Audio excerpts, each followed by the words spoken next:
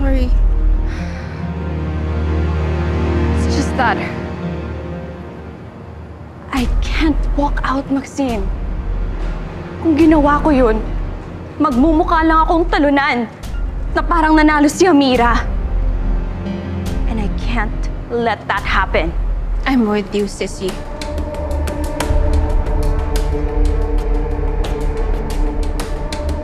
Hello, healthy people! Ready na ba kayo para sa ating major sponsor and guest speaker ngayong araw? Ang CEO ng Mutyang Maria, Miss Amira Lirio.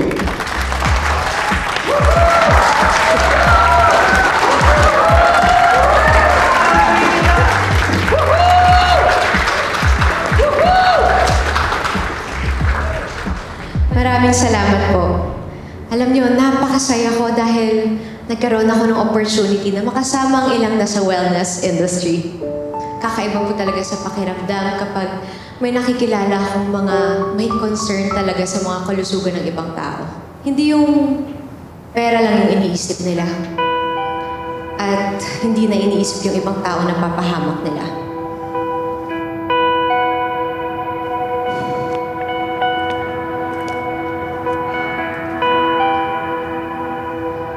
Mga kumpanyang nilolokong sarili, distributors at resellers. At ang mga kumpanyang walang pakialam sa mga tao sa paligid ng planta nila kahit namamatay na sila.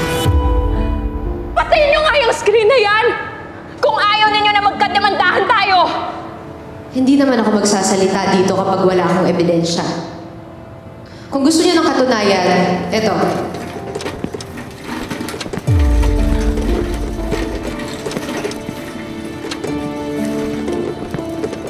Nagpakuha ho ako ng sample ng tubig mula sa ilog ng Oyente.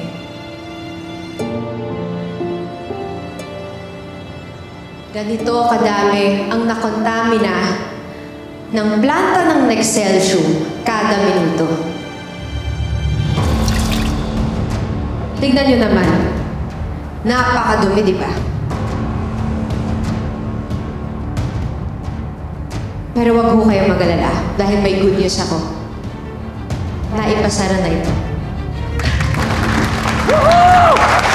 Woo! Yeah! Sumusobra ka na talaga, Amira! Tigilan mo na yung paninira sa amin, ha? Ikaw ang tumigil!